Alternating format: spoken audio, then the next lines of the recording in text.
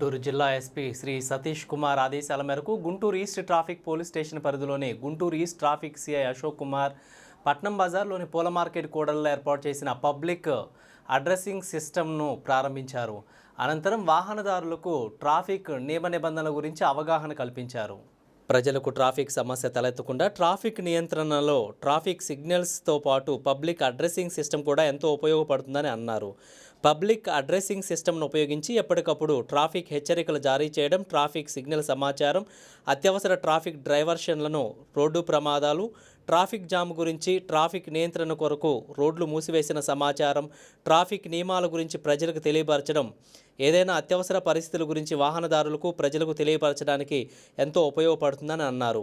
ఈ public addressing system ద్వారా ఒకేసారి ఎక్కువ సంఖ్యలోని వాహనదారులకు తక్షణ హెచ్చరికలు లేదా సూచనలు ఇవ్వడానికి, అదేవిధంగా వాహనదారులకు అవగాహన కల్పించడానికి, ఏదైనా సంఘటన జరిగినప్పుడు వేగంగా స్పందించడానికి అవకాశం ఉంటుందన్నారు. ఈ కార్యక్రమంలో సిఐ గారితో పాటు ఎస్ఐ రవీంద్రబాబు మరియు ట్రాఫిక్ పోలీస్ సిబ్బంది పాల్గొన్నారు.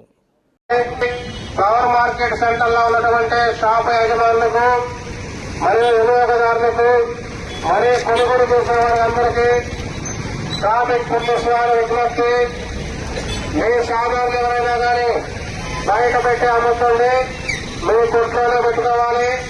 అలాగనే మీ షాప్ ముందు ఉన్నటువంటి 2 వీలర్స్ పార్కింగ్ కూడా చాలా జాగ్రత్తగా బాగా సైడ్ చేసి పెట్టుకోవాలి. ట్రాఫిక్ ఇబ్బంది